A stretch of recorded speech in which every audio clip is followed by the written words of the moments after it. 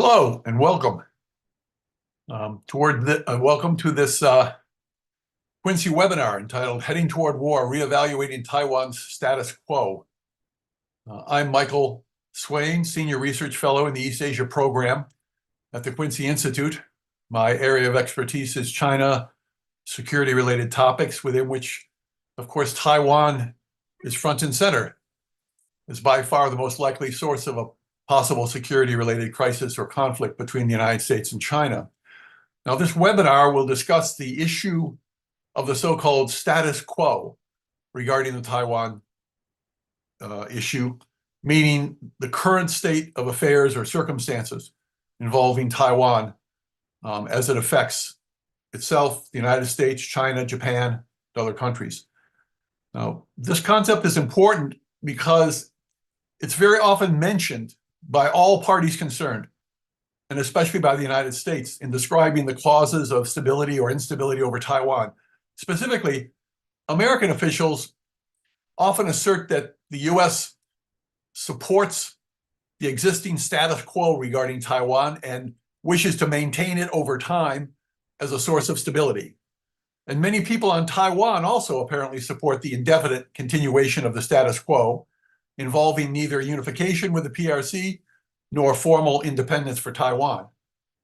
In contrast, however, Chinese officials often suggest that the Taiwan status quo is unstable due to US actions, and in general do not support the long-term continuity of the current status quo involving Taiwan. They obviously want to see movement towards eventual unification between mainland China and Taiwan.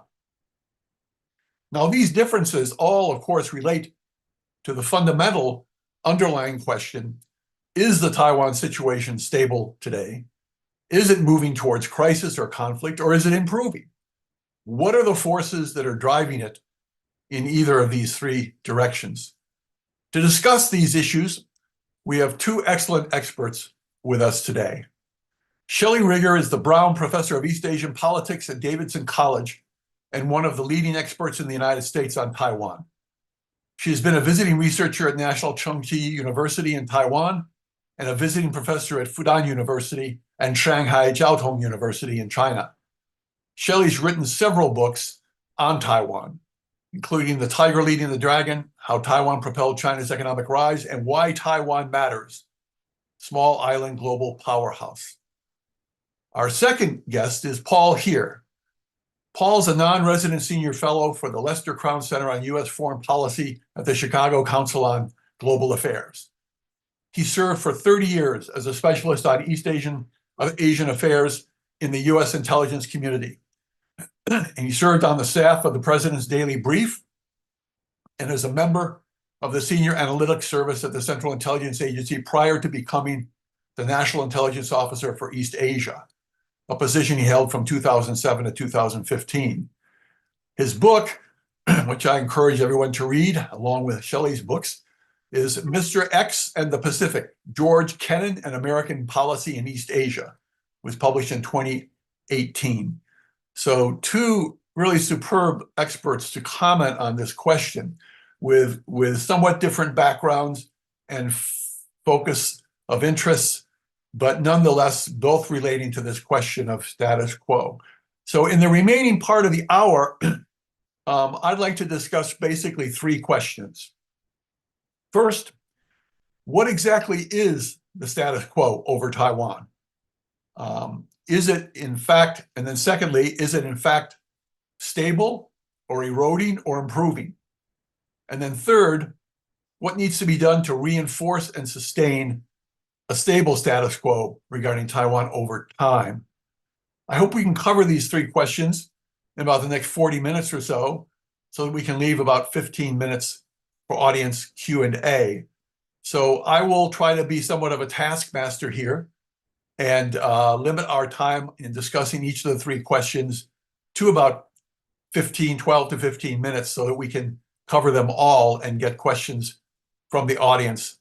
So let's begin.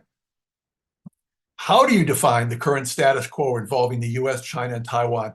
What are its core features? Now here, I don't want us to get yet into the issue of stability versus instability over time. First, I want to just discuss what are the key policy, social, political, economic, military trends and variables that make up the status quo regarding the Taiwan situation and influence its evolution going forward. And that's quite a few different areas. But if the two participants can sort of highlight a few of the areas they think are most important in their understanding of the Taiwan status quo, that would be great. And Shelley, why don't I begin with you? What's your sense about what the Taiwan status quo is? Sure. And thanks for the opportunity to be with you today. It's great to see you and Paul, and I hope this is useful to your audience as well. Thank you. There's a lot of conversation at the moment, and lots of people who want to make the argument that there is no status quo, or that the status quo is constantly changing, so it doesn't make sense to talk about a status quo. And that, I think, is probably makes a certain kind of sense if you're talking about the PRC and the US, but often Taiwan is dragged into that discourse in a way that I think is really unhelpful. Because I think within the context of Taiwan domestic politics, and particularly at the level of public opinion, there is a status quo, and it's very stable, and it has been stable for 75 years, right? And that is that Taiwan is governed separately from the mainland, and yet has not forfeited completely a Chinese identity for Taiwan. So the title, the legal name of the state continues to be Republic of China. The flag is still the same old flag. And there have been moments in Taiwan's relatively recent development. So since the late 1980s, and certainly in the 90s, where people said, we want to get rid of these, we want to eliminate the legacy features of the Taiwan state that make that connection to China. But that position has never prevailed. And it may be that it has never prevailed because of the threat of, violence from the PRC. But the fact of the matter is that the mainstream preference in Taiwan is for the status quo, by which people mean keeping things the way they are, not changing either in the direction of ejecting China from Taiwan, that would be independence, or incorporating Taiwan into the PRC state, which is what unification has come to mean to the vast majority of Taiwanese.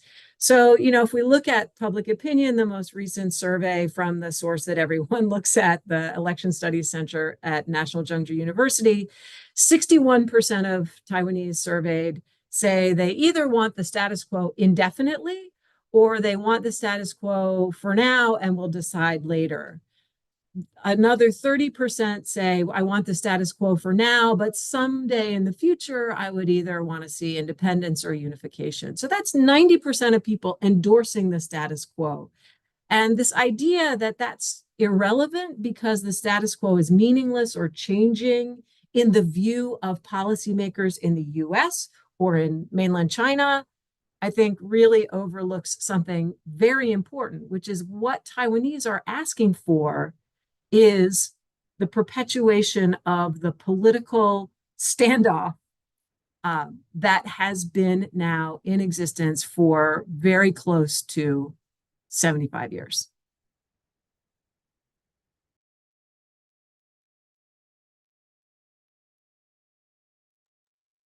You're muted, Michael. Let me just ask you, Shelley, just a quick follow-up. There's been a lot of talk in recent years after the Hong Kong experience that really completely destroyed the idea of one country, two systems as a model for a relationship between China and Taiwan in the future as a basis for some kind of political dialogue, et cetera, et cetera. And some people do say that has had a major, major impact on thinking on Taiwan, such that most Taiwanese people, although they're very as you say, in the middle. They don't want to have a quick change in the status quo, but it seems as if many of them have become much, much less acceptant to the idea of a political relationship with Beijing, with the PRC government, particularly under Xi Jinping, under any circumstances. I mean, in other words, there's been a hardening of attitude on Taiwan in resisting the possibility, even down the road, perhaps, that you could really see unification between China and Taiwan, because there's such fear that the model that China wants to use for Taiwan is really bankrupt because of Hong Kong. What's your thoughts on that? Yeah, I mean, there's never been an audience for one country, two systems in Taiwan. There are people who assume that the KMT, the Kuomintang, the party that is more inclined to view the PRC more in a more friendly way, must have in the past endorsed one country, two. They have never endorsed one country, two systems. No major political player in Taiwan has ever said one country, two systems was the answer. So I think you're right that the evidence from Hong Kong, and honestly, the evidence from mainland China itself, right? The way the PRC is currently governed certainly does not increase anybody's desire to be incorporated into it. But I don't think that is a kind of a swing from, well, maybe we would consider it under one country, two systems at some golden moment in the past. Never had that golden moment. The golden age of good relations between Taiwan and the PRC never happened. The closest we came was in the early 1990s when they sat down to talk about a few things, and they were able to dismantle some of the barriers to interaction, but they have never had state-to-state interaction. They've never recognized one another's states. And Taiwan has never been particularly impressed by any of the offers that have been made, even ones that were more generous than the Deng Xiaoping version of one country, two systems. So, maybe we see it now more than we used to. Maybe we used to have some rose-colored glasses on about what might be possible with the PRC. I'm not sure that Taiwanese have ever had those rose-colored glasses, although they were, for a while, willing to engage with the PRC in a kind of economic and people-to-people way because of the opportunities for, to profit and grow businesses in the mainland. But that had very little political spillover. Okay, thank you. Well, clearly, Shelley Paul has focused very much on the Taiwan situation and made a point here about essentially, I would say, the stability of the status quo from the perspective of Taiwan citizenry regarding unification. They want to keep the situation as is, and they don't want it moving towards either unification or independence. And that's been a pretty stable sentiment on Taiwan for many, many years. So I guess the one question is that you could consider is, do you agree with that kind of assertion of the stability of the status quo on Taiwan? And secondly, other than Taiwan, do you see other factors outside of Taiwan that are major things that constitute the status quo? Obviously, they would have to do with the United States, China's positions, etc. So that's a big piece to chew on. But what is your sense about what else there is? First of all, what's your view of Shelley's view on Taiwan? And then what are the other factors? Well, that is a lot to chew on. Well, first of all, it's just great to be here, and I'm especially delighted to be here with Shelley, who's been one of my heroes for more than 20 years. I've learned a lot from her, more from her about Taiwan than I have almost from anybody else. And I agree with her perspective, I think, as far as Taiwan goes. We can come back to the stability issue. I think there may be some wishful thinking in Taiwan about how stable it is. My answer to the question of what is the status quo in Taiwan really is, it really depends on who you ask. Because I mean, Shelley, I think, has defined the Taipei's version, but I think one of the problems is that Taipei and Beijing and Washington all appear to have different definitions, or at least characterizations of the status quo, and of what constitutes change to it. So I tend to think of the status quo as a kind of, really, in this context, really a figure of speech, the meaning of which is in dispute. I like Shelley's succinct characterization of, the status quo is the way things are. But I think there's different elements of that. I think the only common denominator of the way things are between Beijing, Taipei, and Washington in terms of defining the status quo is what you started out with. The two sides are separately of the strait are separately governed, and they're currently at peace. There is, as I think some folks in either place say, there's no war, there's no unification, and no independence. But I think underneath that, they all have different notions that are not compatible with each other of the one China framework, of the nature of the cross-strait relationship, and of the meaning of prior understandings on these issues. So I think we really have multiple layers of the status quo, all of which have been evolving for 30 years. In one sense, really, I think the most fundamental and important change to the status quo over that period has been the democratization of Taiwan, which itself has led both Taipei and Washington, at least, to change their perspectives on the one China framework and the way they view the status quo. This, predictably, and as we all know, has led Beijing to accuse Taipei and Washington of changing the status quo and violating these prior commitments by revising or diluting the one China framework and upgrading their relationship, while they, of course, accuse Beijing of changing the status quo and violating earlier commitments by its military behavior, which they say is in violation of earlier commitments to peaceful resolution of the Taiwan issue. But I think I would emphasize, I think the most fundamental disagreement about the status quo, about the way things are, as Shelley characterized it, is the way that the different players characterize the underlying nature of the cross-strait relationship. On Beijing's side, as we all know, they continue to insist on the one China principle. Their definition of the status quo includes the concept that Taiwan is part of China. Taiwan's definition, its characterization, is different from that.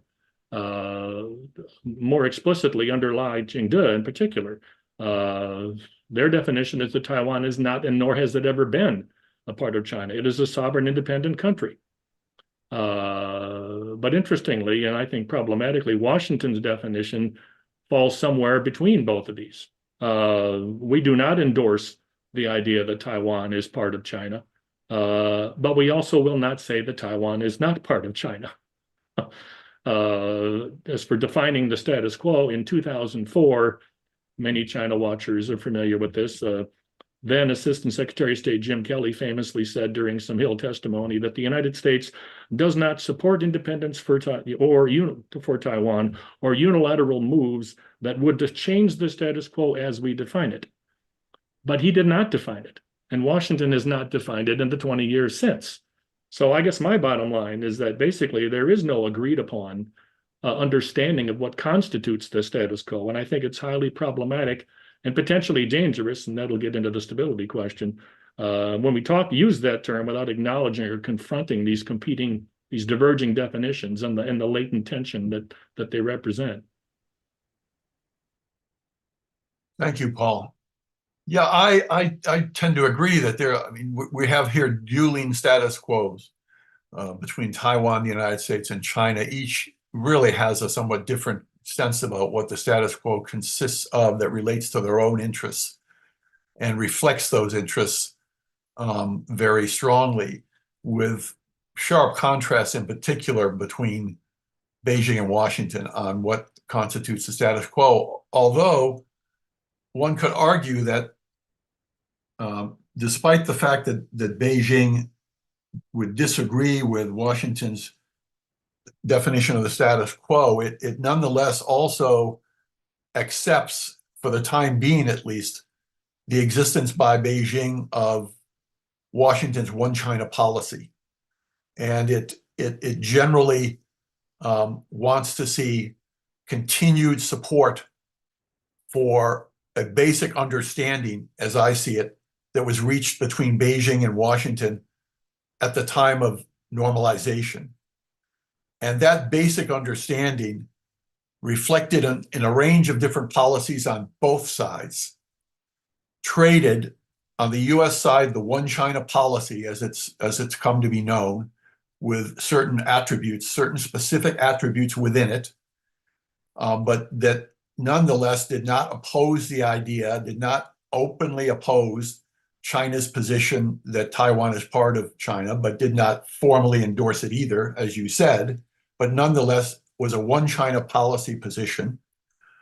And on the other side, the Chinese, in return for that acquiescence, if you will, in Taiwan's status in relation to Beijing, in relation to China, that in return for that, the Chinese committed themselves to seeking a peaceful resolution to the problem of Taiwan as a first priority, without relinquishing the option of using force if necessary. And the Chinese then laid out conditions that could lead to the use of force in a 2005 anti-secession law. So that basic understanding, peaceful unification, one China policy, and all of what it means, to me, along with Taiwan's general proclivity towards wanting to not rock the boat and wanting to stay neither unification nor independence, but nonetheless having political forces that were pulling in various directions within Taiwan. But nonetheless, the mainstream of the Taiwan public wanted that central position. Those three things, that understanding between Beijing and Washington and Taiwan's stance on this, is to me what defines the status quo. And the problem is the definition of these elements of the status quo in Taiwan, in China, in Washington, have been changing because of their behavior and changing because of statements that have been made or statements that have not been made, that used to be made in the past, which are in the process, therefore, and this gets us to our next topic, which I want to start talking about. What this does, these changing definitions and understandings that originated and created the first stable status quo, because they're changing and they're eroding, we are moving towards an uncertain situation. So I'd like to now discuss what that, in my view, that kind of uncertain situation is, taking into account what we've just said, what we think the major elements of the status quo are, etc. Are we moving in a very bad direction? Are things going badly in the changes that are occurring in the elements of the status quo? Or is it relatively stable? And yeah, there's some problems on the margins maybe, but it's still a pretty stable central status quo with the basic beliefs still in place. Or is it something much more serious? Paul, why don't you start this time? Okay. Well, I mean, as I kind of implied, and in fact intended to, I think it is moving in a destabilizing direction. I think the status quo is eroding because of these different definitions, which I think are getting farther apart and which are not really being confronted. I think, well, you know, under the surface of, you know, the nominal rhetorical status quo that we talk about, the way things are that Shelley characterized, I tend to think of these different understandings of the status quo like shifting tectonic plates that are opening potential fissures that could lead to, I don't want to stretch the metaphor too far to an earthquake, but I think it's potentially something that could be very volatile. I think we are moving in the direction of a serious crisis, partly because all three sides are not confronting these different definitions and are not recognizing that all three sides have been making unilateral, however subtle, changes to it over some time. China has changed the status quo, arguably, with its actions across the Taiwan Strait. And as you mentioned, and Shelley commented on, what it's done in Hong Kong. I mean, that changed the status quo, certainly, as I think from Taiwan's perspective. I would argue that Taiwan has also changed the status quo with its retreat from prior understandings, particularly its now basic rejection of the 92 consensus. And we can discuss what content that had, but I think it did serve a diplomatic purpose for a long time. And Taiwan's retreat from that is one of the things that Beijing sees as a change in the status quo, and certainly Taiwan's assertions of sovereign independence. I think, thirdly, that Washington has changed the status quo by recalibrating, and you talked about this, the contents the substance, and from Beijing's perspective, the credibility of our one China policy. But I think importantly also by allowing, from Beijing's perspective, Taiwan is allowed, Washington, from Beijing's perspective, Washington has allowed Taiwan to adjust its one Taiwan policy. And I think this is also becoming more volatile because of the domestic politics in all three places. Xi Jinping clearly is just uncomfortable and impatient about all of these trajectories. I defer entirely to Shelley on this one in terms of the domestic situation that Lai is dealing with in Taiwan. I mean, he certainly is facing political opposition from the KMT, whose own definition of one China and the status quo is a work in progress, but certainly different from the DPP's.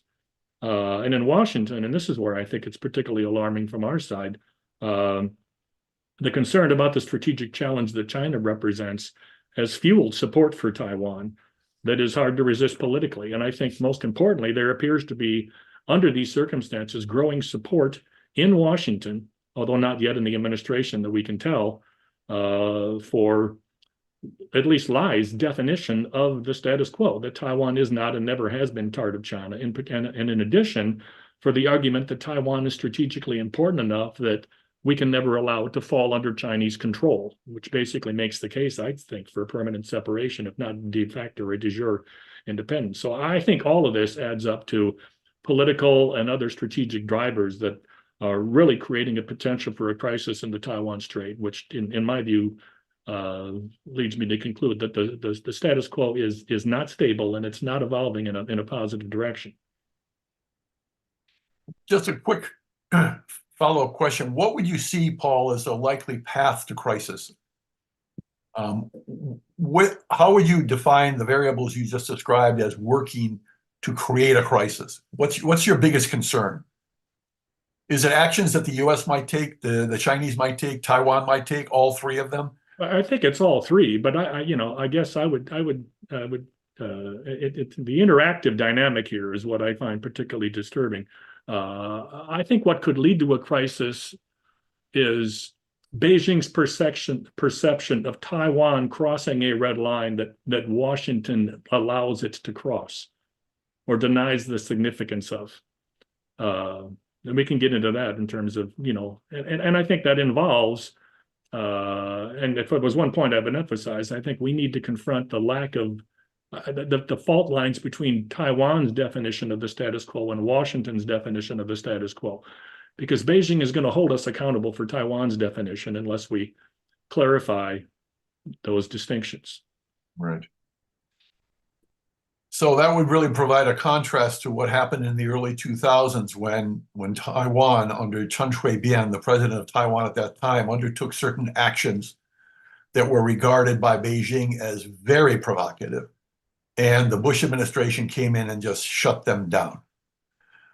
In the future, it sounds like what you're suggesting is we may have a different dynamic in which you could get actions being taken on Taiwan or in Washington with Taiwan's support, either direction, that just overstep the boundaries, and the United States does not shut it down.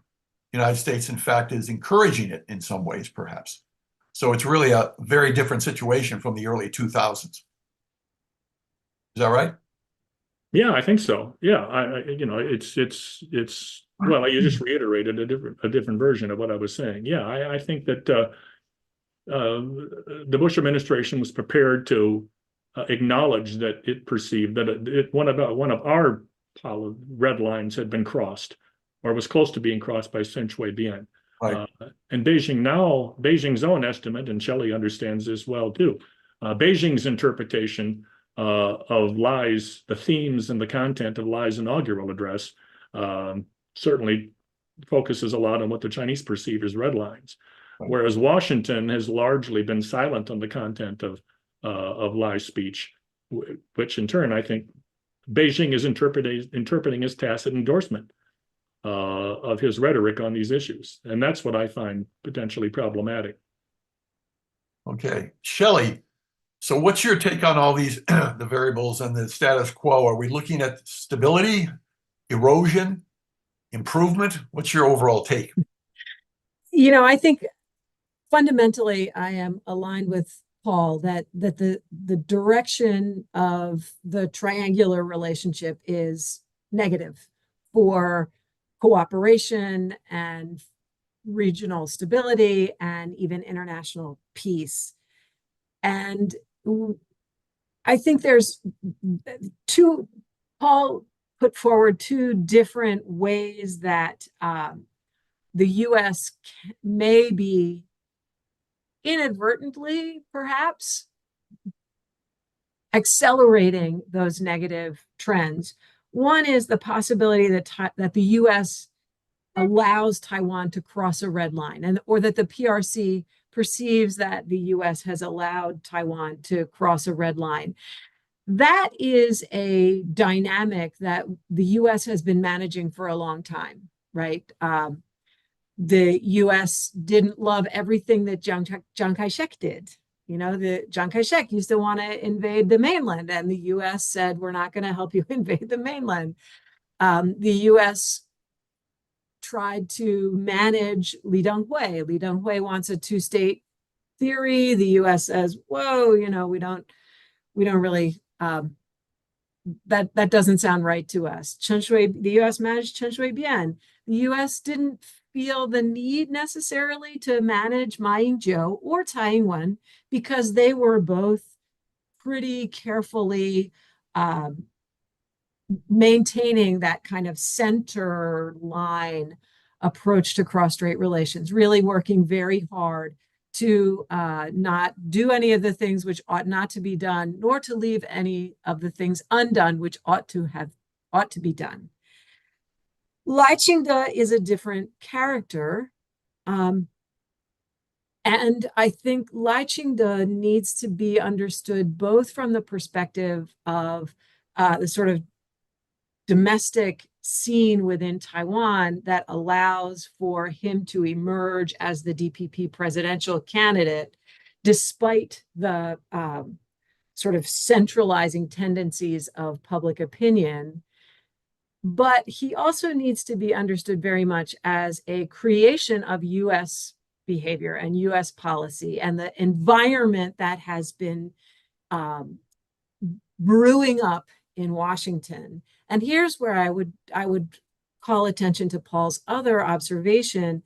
The idea that Taiwan is seen increasingly by some in Washington and across the US as a strategic asset for the US that cannot be allowed to fall into the hands of the PRC. Whether or not you think Taiwan has ever been part of China, right, writ large, the Sino phone civilization, or whether you hold the line as previous Taiwan leaders have, that Taiwan is not now and never has been part of the PRC, which is an actual, like, factual truth. It's never been under the jurisdiction of the PRC.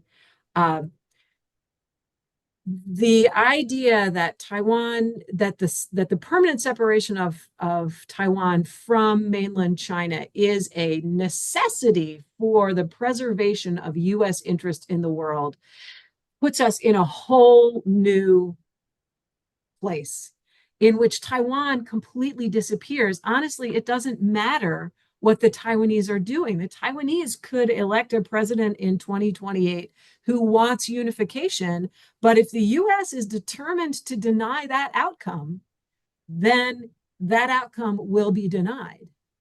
And so that is, to me, the biggest and most frightening dimension of this whole situation, is the rising willingness of people in the US to move away from a longstanding understanding of this dilemma as something that needs to be managed, in which no perfect outcome exists, at least in the foreseeable future, where we can make tactical plans. Moving from that kind of an understanding to an understanding where Taiwan is just a pawn in a game between the US and China. If Taiwan is a pawn, Taiwan will try to play a smart pawn role and will say what it thinks the US wants to hear. Or you will increasingly develop, and this is something that I think we see developing in Taiwan, a KMT that says what it thinks the PRC wants to hear, and a DPP that says what it thinks the US wants to hear, because there's no longer room in that world for agency for Taiwan. So they're just trying to figure which horse they're going to try to ride. And I think responsibility for that rests firmly on the shoulders of the, those in the US who have decided to make this the destiny of their generation of strategic thinkers, to blow up the Taiwan Strait. That's very interesting, Shelley. But do you think, though, that it is to some extent, at least, the responsibility of Taiwan's leaders, even though, as you say, they want to say what they think the United States wants to hear? Recently, Taiwan leaders, in this case, Tsai Ing-wen, I believe, actually took actions that discouraged movements that the United States, or at least some members of US Congress, such as Kevin McCarthy, wanted to come and travel to Taiwan after the, I would regard as disastrous Nancy Pelosi visit to Taiwan. Tsai Ing-wen did not want a repeat of that. She sent messages discouraging that kind of an action, and the United States, or Kevin McCarthy, relented. So there is some room for Taiwan, it seems to me, to be an independent agent, at least to some degree here, to try to discourage the more dangerous extreme actions by the United States, don't you think?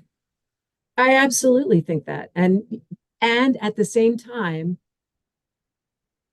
I'm not a Taiwanese citizen, right? I'm not responsible in the same way that I am for what US policy is. And if you look around the world, there are a whole slew of leaders who are trying to understand the direction that the US is going to take.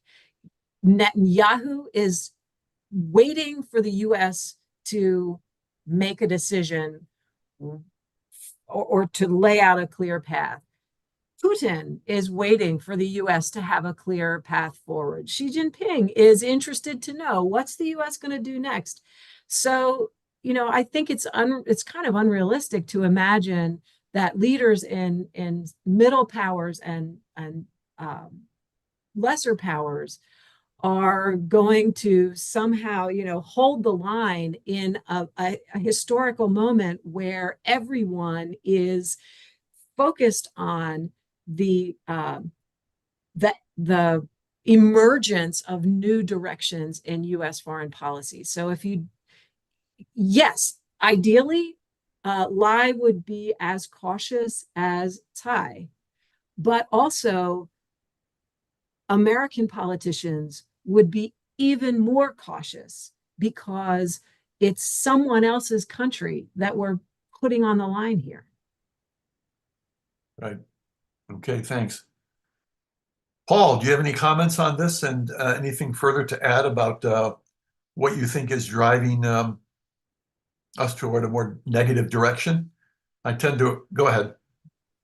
Well, yeah, I mean, no, I really appreciate Shelley's comments on this, in both on the strategic importance of Taiwan issue, which I think she more eloquently than I made the point that this crosses a threshold, because the strategic importance of the island was never part of the equation historically. But secondly, I think also the dilemma that is faced by Taiwan's leaders politically. But my curiosity, concern, or at least question for Shelley is, I mean, Shelley, you've written and spoken eloquently about how Lai Ching-te is constrained by the public opinion in Taiwan, their preference for the status quo. But what concerns me a little bit is that he nonetheless seems to be pushing the envelope there. And partially, and I guess this is my question, is he not also perceiving that there is room to operate there in the growing US support for his definition of the status quo and his version of Taiwan's history? I think that's one of the things that makes it volatile in Washington, the fact that Taiwan has also been very effective at lobbying that kind of support in DC. Yeah, I think it adds to the peril. And I don't want to suggest that Lai is just following the lead of American politicians who give the impression that they will, that they have unconditional support for Taiwan. He also has his own internal logic for being more assertive than his predecessors. Part of that internal logic is the weakness of his presidency, right? Elected with 40% of the vote in a three-way election that I think there's good reason to believe he would have lost if he had been facing a unified opposition. And then also the just absolutely unprecedented level of non-cooperation, hostility, obstinacy that he's facing from the KMT and the TPP, the Taiwan People's Party, which hold the majority in the legislature. So Tsai Ing-wen had a domestic environment in which doing the right thing on domestic issues, the economy or energy or whatever, and kind of trying to wake people up about the military threat that Taiwan was facing, that was enough. She could put that stuff through the legislature. She was running the country. He's fighting for his political life, and the KMT is unwilling to yield on anything. So, he's looking for, where is my support? And it is concerning that he's finding his support in the, China hawk reaches of the American foreign policy establishment. So yeah, yes, he bears some responsibility, but again, I'm going to just insist that people in the U.S. bear responsibility too. And Paul, you're way more eloquent than I am. Yes, Taiwan as a strategic asset absolutely crosses a threshold. It is absolutely unprecedented in U.S. policy toward this issue, and it should not just leak into our discourse because we're ignorant about the history. Right. I mean, I thoroughly agree with the point both of you are making on this. And I think this notion of Taiwan as a strategic asset is being reinforced by all the arguments about TSMC, the Taiwan Semiconductor Manufacturing Company, and how it is supposedly strategically critical and can't be allowed to go into the hands of the Chinese. And and some of the changes that are occurring on Taiwan in pushing, I think, through the DPP, this greater sense of one China, one Taiwan notion, which I think does play to sentiments in Washington that, oh, well, Taiwan is now really consolidating behind the idea of itself as a sovereign, independent nation. Even though they don't want a war, they don't want to really make a fast move with one way or the other. They're all congealing behind this. I don't think this is true, but the impression is that, oh, they're all congealing behind this notion of establishing Taiwan as a sovereign independent nation. So we have to support Taiwan. So that whole sentiment, I think, is also driving this notion that Taiwan is a strategic enclave. They all fit together to move towards greater support for what I would regard as more separatist-oriented, more extreme stances on Taiwan. And that is what produces a major danger because, in part, and let's not let the Chinese get off the hook on this, the Chinese respond to this by doubling down on their saber rattling. They respond to this by increasing their military threat to Taiwan because they think this is the only thing that's going to clarify minds in Washington and in Taipei, that they have a capability here to act, and they will act if certain lines are crossed. But this then just creates this kind of dual negative worst case thinking on both sides that reinforce the East case's fears. The US looks at what the Chinese are doing and they respond with, what we need to do is really double our defense spending to Taiwan. Little thought being given to trying to reinforce the one China policy, to try to make it more stable, to more credible, so that you're both deterring and reassuring China in ways that are meaningful, while you also deter and reassure the Taiwanese. But anyway, that gets into our last point, which we only have a couple of minutes to do because I do want to allow some Q&A, which is, how do we get out of this situation? I mean, if you could say just in a few words each, what you think would be the main things that you would like to see happen to really get us off this track of all of these different variables that are playing out here that seem to be pushing us in the direction of more worst casing, more zero sum, more confrontational types of actions and calculations. And Paul, I'll start with you. Well, that's a tall order as well. But I mean, very, very quickly, I mean, I think, and I guess I hinted at this earlier, I think Washington simply needs to recognize and confront the fact of these different definitions of the status quo. And as I said earlier, particularly to examine the fissures between the U.S. definition and the Taiwan definition. I think we need to consider ways to clarify our one China policy. And you just mentioned this, Michael, in ways that make it more substantive and more credible, because it is frankly starting to look to many players, especially Beijing, as moving in the direction of a one China, one Taiwan policy and implicit support for permanent separation. This is going to require, and many other people have written about this, active diplomacy with both Taipei and Beijing. It can also be private diplomacy as well. But we need to do something that supplements the overriding emphasis on military deterrence as the way to approach and solve this problem. There needs to be elements of reassurance here. And I think finally, Washington also should be trying to encourage Beijing and Taipei of finding ways to establish a basis for cross-state dialogue. Although there's resistance on both sides to what the preconditions would be, I think it just has to happen.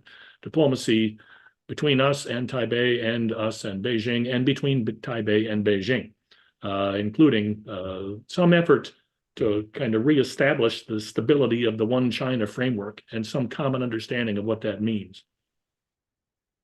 Thank you, Paul. Shelley, your thoughts? Yeah, I think Paul's covered it really well. I think what you just said, Michael, you're describing a security dilemma. The U.S. is trying to deter China, and China is trying to deter the U.S., and Taiwan is caught in the middle. And if it would do us all a lot of good to recognize that and to refrain from defining every action that the PRC takes with respect to Taiwan as aggression or assertion or somehow, like an active move to try to advance their interests, and to consider the possibility that they are genuinely concerned that the U.S. is going to, as Paul said, allow Taiwan to cross a red line, which will then pull China into a military conflict that it actually is trying very hard to avoid. Yep, I agree with that. Let's turn now in the remaining time that we have, a little over 10 minutes, to some questions here. And I must say that even though he's my good friend, I'm not exercising a bias in raising the question submitted by Mike Mochizuki, because I think it's a very good question. He asks, how problematic is the very notion of status quo for avoiding a Taiwan Strait conflict, given that the Chinese leadership is likely to view preservation or stabilization of the status quo, however one defines it, as implying the permanent separation of Taiwan from China and as preventing progress toward Chinese unification? As Shelley argued, there's no audience in Taiwan for the notion of one country, two systems. Can one imagine, even theoretically, a new approach by China that might have traction in Taiwan to consider meaningful dialogue with China about peaceful unification, or would this require regime change toward political liberalization? So there really are, I guess, two questions in there.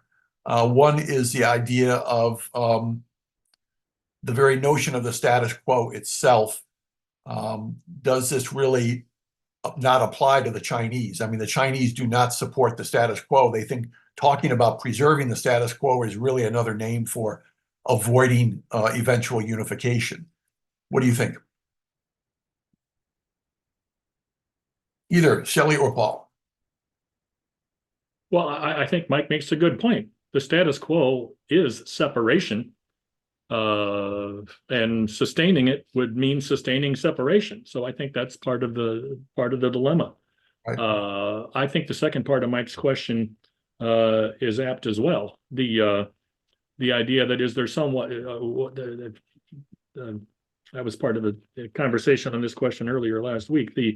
What positive incentives could Beijing offer to Taiwan to redirect this toward, a diplomatic, I don't want to say settlement or solution, but away from coercive channels.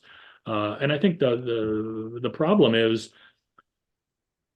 what could Beijing offer that would change Taiwan's calculus, that would make a difference? Because I think the growing perception is, and certainly even among supporters of Taiwan in the United States, they have no interest in unification under any form or under any scenario.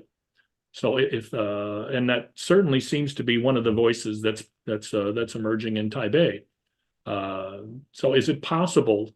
My question to that constituency is, what could Beijing offer you that would lead to any interest in a path toward unification?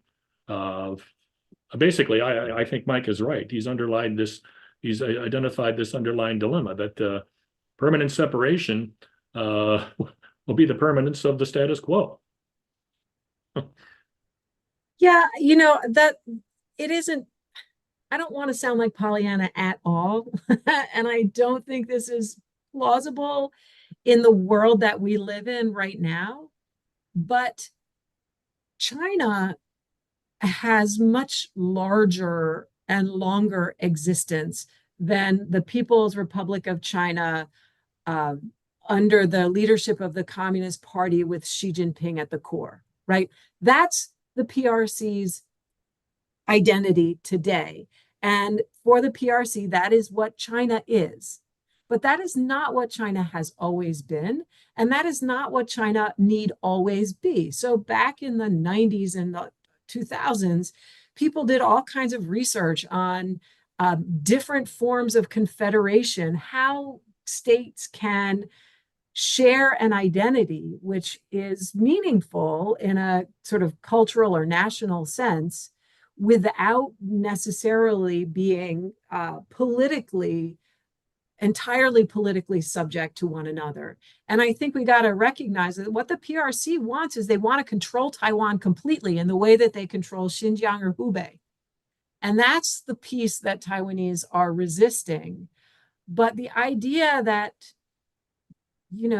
China could exist in a form in which the mainland and Taiwan are both parts of it, it's hard to imagine right now because of the way the PRC is, but I don't think it's inconceivable down the line. Does that mean that we have to have liberalization in the PRC?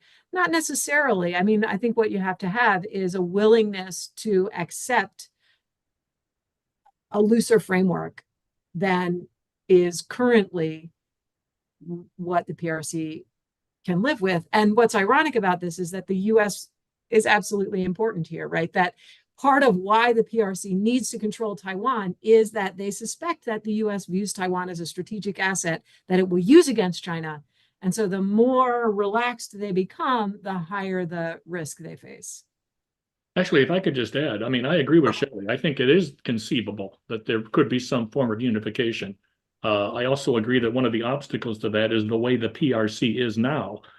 But I would add one of the obstacles that is also the emergence of this view in Taiwan that Taiwan is not and has never been a part of China and should never be a part of China, and the fact that there's political support in the United States for that view. I think all of that has to be overcome before these conceivable versions of some kind of federation or whatever unification could be realized. I agree that it's possible, but the political obstacles to it now, in terms of the way that the different players, in part, as we've said, have defined the status quo, makes it hard to imagine. Well, on that point, there's a question that does relate to this, which I think would be worth pondering. Stuart Kaplan writes, in the long run, would U.S. interests best be served by a China's successfully establishing sovereignty over Taiwan without violence. But would this lead to other nations in the region securing their own independent, likely nuclear deterrence capability? It's really a question about the long term and, ultimately, what are U.S. interests in trying to resolve the Taiwan situation? Is there a U.S. interest, a clear U.S. interest in a particular type of resolution? Or is the U.S. primarily focused on and has an interest in the process? That's been U.S. policy. The U.S. has been interested in the process. It has said it doesn't care whether unification or independence occurs as long as it occurs peacefully with the support of, it used to say both the mainland and Taiwan, now it just says the people of Taiwan, and without coercion. So it's a process-oriented position, not an end state-oriented position. But do you think that there is a particular type of end state that would be preferable for the United States interests over time?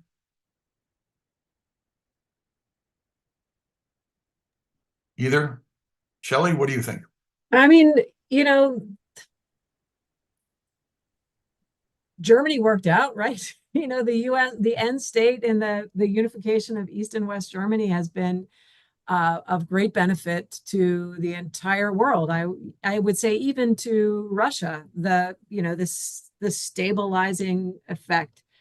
I think it is about process. The idea that we would say to 23 million people, no, you can't have the outcome you desire because we need for you to be a weapon in our arsenal against these people that you have decided to join, makes no sense. Would unification, peaceful unification with the assent of the Taiwanese people be disconcerting to Japan? It might, because it does extend the sort of realm of mainland China's influence farther into the Pacific. However, the amount of anguish and effort and time and money that has been spent on this issue, including in Japan or the Philippines or Korea, makes me think that they would probably learn to live with it. Yeah, I would agree with that. I think there is a peaceful version of unification that would be conducive to U.S. interests, but I think, and Shelley kind of implied this, it would depend very much on the circumstances as to how that came about and what it looked like. Because the two variables, I think, from Washington's perspective that are very much up in the air there are the status of democracy in Taiwan. Would that be hampered in some way? And closely linked to that is the credibility of the United States in the region as a security guarantor and as a partner. And if unification happens in a way in which Taiwan's democracy is constrained, I can see, and I think Shelley kind of implied this, there would be concerns in the region about, well, why was Washington not able to prevent that from happening? So I think it really depends on the circumstances. And, it's this strange paradox that Taiwan, being a thriving democracy, has really complicated this equation. Right. Well, we only have a minute left. I don't know if there's a quick answer to a question here. One very specific question is by Tom Gold, whom I guess is the Tom Gold I know, who's out on the West Coast. Has there been any reaction in Taiwan and or U.S. to, Shelley might know this, to Victor Gao's recent harsh statements about post-reunification China dealing with Taiwan independence elements, or words to that effect, which seems to raise the threat level? Have you heard about this? Yeah, they're not just threatening Taiwanese, right? It's now illegal in China to be an advocate of Taiwan independence, and that's not defined. So many of us who work on Taiwan are starting to wonder whether we are in violation of that ruling by the PRC government. So yeah, absolutely. It does, generally speaking, when you're trying to arrange peaceful unification, you want to have like an amnesty for your political opponents on the other side. Right. So that kind of stuff is not helpful. No, it's Chinese own goal, shoots themselves in the foot. I just think it's all these kinds of actions the Chinese have been taking in this regard are really, I think, Well, and that's I mean, just to quickly add, I mean, that's the Hong Kong model. They've now legislated that Taiwan, anybody who's not a patriot, I'm sorry, Hong Kong, in Hong Kong, Right. anyone who's not a patriot can't be involved in politics there and was going to be targeted as a secessionist. And so if that's the model that they're offering to Taiwan, it's not going to look very attractive. Yeah, it just reinforces the concerns and the hesitancy on Taiwan, and reinforces, I would argue, among some people in the United States, their belief in the commitment to try to support Taiwan even to a much greater extent, which leads past, certain red lines for the Chinese. So this interactive dynamic that's going on here is really the problem. That's the threat. People talk all the time about the threat from China to Taiwan. As I see it, the threat is there is a dynamic involving all three parties, but especially the US and China, and it's very interactive, and it tends to reinforce the worst casing on all sides. That's the threat. Not just that China poses certain threats to Taiwan, it does.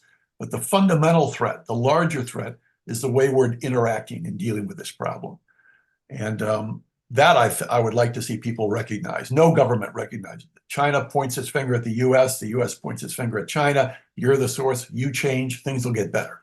There's no real dialogue that I know of that talks about how certain actions have a negative effect on the overall stability of the situation. And I hope that they could get to that, at least in private conversations, to be able to reduce this tendency to as great extent as possible. But we're over the line, folks. It's 1:02, so we are done. In fact, we violated the 1 hour ruling here, guys. That's bad. I want to thank very much Shelley and Paul for your very animated, very active, and very insightful comments on this very interesting issue. We've brought up a lot of points, I think, which really need to be discussed further among all parties concerned regarding the complex Taiwan situation and the meaning of the status quo on Taiwan, which I think we all agree is moving in directions that really are not good. And so I hope we'll have more events like this in the future and be able to maybe dig a little bit deeper into some of these questions. But until then, I thank you all very much and have a good remainder of a Tuesday. Take care. Thank you. Thanks.